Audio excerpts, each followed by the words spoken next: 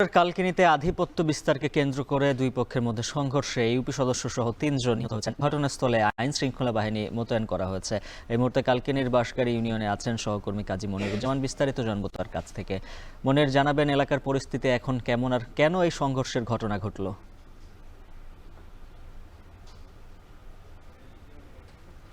উজ্জ্বল, এলাকার অবস্থা কিন্তু এখন পুরোপুরি থমথমে অবস্থা বিরাজ করছে। কারণ ট্রিপল মার্ডারের ঘটনায় বাঁশগাড়ি ইউনিয়নের প্রত্যেক ঘরে ঘরের মানুষই কিন্তু আতঙ্কিত, এবং ভোররাত থেকে যে ককটেলের বিস্ফোরণ এবং সংঘর্ষের ঘটনায় প্রতিটি মানুষই আতঙ্কিত। আমাদেরকে এমনটা কিন্তু জানিয়েছেন। তারা বলছেন যে এই ঘটনা নতুন নয়, এই ঘটনা কিন্তু এই বাঁশগাড়ি ইউনিয়নে বছরের পর বছর ধরে ঘটে আসছে। মূলত এই ইউনিয়নের যে মোস্তাফিজুর রহমান সুমন নামে যে চেয়ারম্যান আছেন, সেই চেয়ারম্যানের সাথে ৮ নং ওয়ার্ডের যে আক্তার শিকদার রয়েছেন, এই শিকদার বংশ এবং মোস্তাফিজুর রহমান এই সুমনের চেয়ারম্যানের যে ছত্রছায়া চলা জলিল ফকির, এই দুই গ্রুপের মধ্যে দীর্ঘদিন সংঘর্ষ, হত্যাকাণ্ড এবং প্রায়ই কিন্তু এখানে ককটেল বিস্ফোরণ ঘটে থাকে। তারই অংশ হিসেবে আজ সকালে এই সংঘর্ষ এবং সংঘর্ষে কিন্তু আক্তার চেয়ারম্যানের বাড়িতে এই জলিল ফকিরের লোকজন প্রবেশ করে তাকে এবং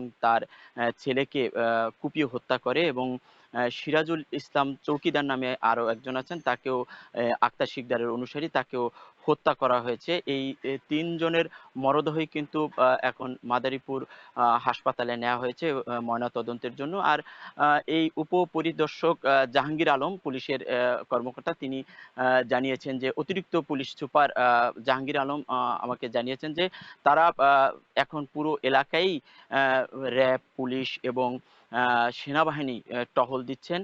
মানুষ যাতে আতঙ্কিত না হয় সেজন্য তারা চেষ্টা চালাচ্ছেন, এবং এই ঘটনায় যারা জড়িত তাদেরকে কিন্তু গ্রেপ্তার করার জন্য, তাদের আটক করার জন্য তারা চেষ্টা চালাচ্ছেন। তবে এখনো পর্যন্ত কাউকেই কিন্তু আটক করা সম্ভব হয়নি। আমরা স্থানীয়দের কাছ থেকে যতটা জানতে পেরেছি যে এই আক্তার শিকদার এই ৫ই আগস্টের পর থেকে কিন্তু তিনি এলাকা ছাড়া হয়েছিলেন, এবং গতকাল অর্থাৎ এই ভোর রাতে তিনি তার লোকজন নিয়ে এলাকায় প্রবেশ করেন। এই খবর যখন পৌঁছে যায় এলাকায়, তখন ফকির বংশের লোকজন, যিনি যারা চেয়ারম্যানের ছত্রছায়ায় থাকছেন, তারা এই জড়ো হয়ে সংঘর্ষে লিপ্ত হন, এবং আক্তার শিকদারও কিন্তু তার লোকজনের নিয়ে সংঘর্ষে লিপ্ত হন। এতে আক্তার শিকদারের এই ৩ জন লোক মারা গেছেন।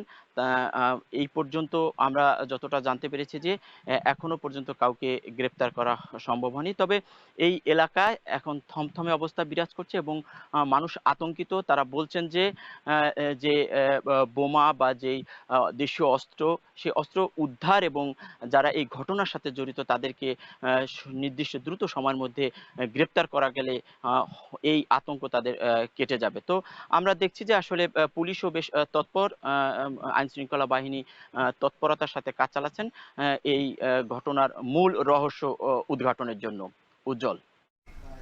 মাদারীপুরের কালকিনি থেকে সংঘর্ষের ঘটনার বিস্তারিত জানাচ্ছিলেন সহকর্মী কাজী মনিরুজ্জামান।